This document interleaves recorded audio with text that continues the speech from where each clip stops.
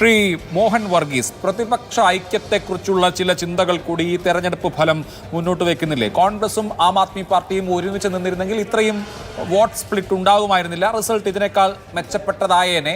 ന്യൂനപക്ഷ വോട്ടുകൾ ഭിന്നിച്ചു പോകുമായിരുന്നില്ല. വലിയ പല പരാജയങ്ങളും ഒഴിവാക്കാമായിരുന്നു എന്നുള്ളത് വസ്തുതയാണ് എന്നിരിക്കെ ഇത് നിയമസഭാ തെരഞ്ഞെടുപ്പുകൾ വേറെയും നടക്കാനുണ്ട്. ഡൽഹിയുടെ മാത്രം കാര്യമല്ല. ഇവിടെ ആം ആദ്മി പാർട്ടി കോൺഗ്രസ് സഖ്യം വേണ്ട എന്ന ശക്തമായ നിലപാടിലായിരുന്നു. അവർ ലോക്സഭാ സഖ്യത്തിന് വേണ്ടി ശ്രമിക്കുമ്പോഴും നിയമസഭയിലേക്ക് ഇതില്ല എന്ന് മുൻകൂട്ടി പ്രഖ്യാപിച്ചിരുന്നു. അപ്പോൾ ആം ആദ്മി പാർട്ടി പോലെയുള്ള പാർട്ടികൾ പ്രതിപക്ഷ ഐക്യത്തിന്റെ പാഠം പഠിക്കേണ്ട ഒരു തെരഞ്ഞെടുപ്പായി ഈ തെരഞ്ഞെടുപ്പ് മാറുമോ?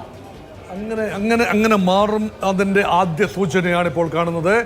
പ്രതിപക്ഷ ഐക്യനിര ശക്തിപ്പെടുത്താൻ ലഭിച്ച അവസരം ഒരുപോലെ തന്നെ കോൺഗ്രസും ആം ആദ്മി പാർട്ടിയും ഉപയോഗിച്ചില്ല എന്നതാണ് വാസ്തവം. അതേസമയം ഇവിടെ നഷ്ടം കൂടുതൽ ആം ആദ്മി പാർട്ടിക്ക് തന്നെയാണ്. ഡൽഹി നഷ്ടപ്പെട്ടു എന്നതല്ല, പാൻ ഇന്ത്യ തലത്തിലേക്ക് വളർന്നു കയറാനുള്ള ഒരു അന്തരീക്ഷം ഡൽഹിയിലെ ബേസ് നഷ്ടപ്പെട്ടാൽ ആം ആദ്മി പാർട്ടിക്ക് ഒരിക്കലും ആ രീതിയിലേക്ക് മോഹങ്ങൾ ചിറക് വിരിച്ച് പറക്കാനാവില്ല. പക്ഷേ കോൺഗ്രസിനെ സംബന്ധിച്ചിടത്തോളം ആം ആദ്മി പാർട്ടിയിലേക്ക് പോകുന്ന മറ്റ് സംസ്ഥാനങ്ങൾ ഉൾപ്പെടെ ആം ആദ്മി പാർട്ടിയിലേക്ക് പോകാൻ സാധ്യതയുള്ള BJP ഇതര വോട്ടുകളെ തിരിച്ച് കോൺഗ്രസിലേക്കും മറ്റ് ഘടകകക്ഷികളിലേക്കും കൊണ്ടുവരാനുള്ള സാധ്യതയാണ് തുറന്നു കിട്ടുന്നത്. അതുകൊണ്ട് ആം ആദ്മി പാർട്ടിക്ക് വളരാനുള്ള ഒരു അന്തരീക്ഷം കോൺഗ്രസ് പാർട്ടി ഡൽഹിയിൽ മാത്രമല്ല ഇന്ത്യയിലെ മൊത്തമായ ഒരു സംസ്ഥാനങ്ങളിൽ ആഗ്രഹിക്കുന്നില്ല. അതുകൊണ്ട് ഇവിടെ തൽക്കാലത്തേക്ക് ഒരു പരാജയമാണ് രണ്ട് പാർട്ടികൾക്കും. കോൺഗ്രസ് സമ്പൂജ്യരായി മാറി 0 സീറ്റിലേക്ക് ഒതുങ്ങി. 7% എന്നത് വലിയ ശതമാനമൊന്നുമില്ല. പക്ഷേ 4-ൽ നിന്ന് 7-ലേക്ക് വരുമ്പോൾ 3% വോട്ട് ഷെയർ കോൺഗ്രസ് ശതമാനക്കണക്കിൽ കൂട്ടിയെടുത്തു. അത് തൽക്കാലത്തേക്ക് ആശ്വസിക്കാം. ആം ആദ്മിയുടെ പരാജയം ഉറപ്പുവരുത്താൻ കഴിഞ്ഞു. അതുമാത്രമല്ല വ്യക്തിപരമായ കുറേ പ്രതികാരങ്ങൾ കൂടി നേടിയെടുക്കാൻ കോൺഗ്രസ് കഴിഞ്ഞു.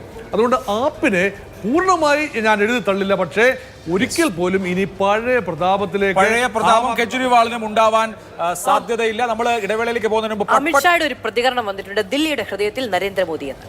പട്പട്ഗഞ്ചിൽ, അതായത് ഈ നമ്മുടെ സിസോദിയ ഉപേക്ഷിച്ച് പോയ പട്പട്ഗഞ്ചിൽ BJP ജയിച്ചത് 28,072 വോട്ടാണ്. സിസോദിയ ഇപ്പോൾ വിചാരിക്കുന്നുണ്ടാവും നാഷണൽ പെർമിറ്റ് ലോറി ഇടിച്ച് ഭരിക്കുന്നതിനേക്കാൾ നല്ലത് ഓട്ടോറിക്ഷ ഇടിച്ച് ഭരിക്കുന്നത്. ഒരു ചെറിയ കാര്യം കൂടെ. ബദാർപൂർ മണ്ഡലം, അവിടെ CPM മത്സരിച്ച മണ്ഡലമാണ്. CPM എത്ര വോട്ട് കിട്ടിയെന്നൊരു കൗതുകം ഉണ്ടാവില്ലേ? അവിടെ മത്സര ജഗദീഷ് ചന്ദ്രൻ 179 വോട്ടാണ് ആകെ ഇതുവരെ ലഭിച്ചിട്ടുള്ളത്. 179 വോട്ടാണ് CPM ആ മണ്ഡലത്തിലെ പെർഫോമൻസ്. ഒരു മണ്ഡലം കൂടിയുണ്ട്, കരാവൽ നഗർ.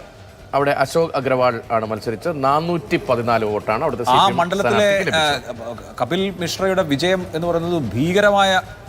ആദ്യം മുതൽ തന്നെ വലിയ മാർജിനിലാണ് അദ്ദേഹം മുന്നോട്ട് പോയത്. 28,072 വോട്ടുകൾക്കാണ് നേരത്തെ പറഞ്ഞ പോലെ പട്പട്ഗഞ്ചിൽ രവീന്ദർ സിംഗ് നേഗി, അല്ലേ? രവീന്ദർ സിംഗ് നേഗി പട്പട്ഗഞ്ച് ജയിച്ചിരിക്കുന്നു. സിറ്റിംഗ് സീറ്റായിരുന്നു ആപ്പിന്റെ.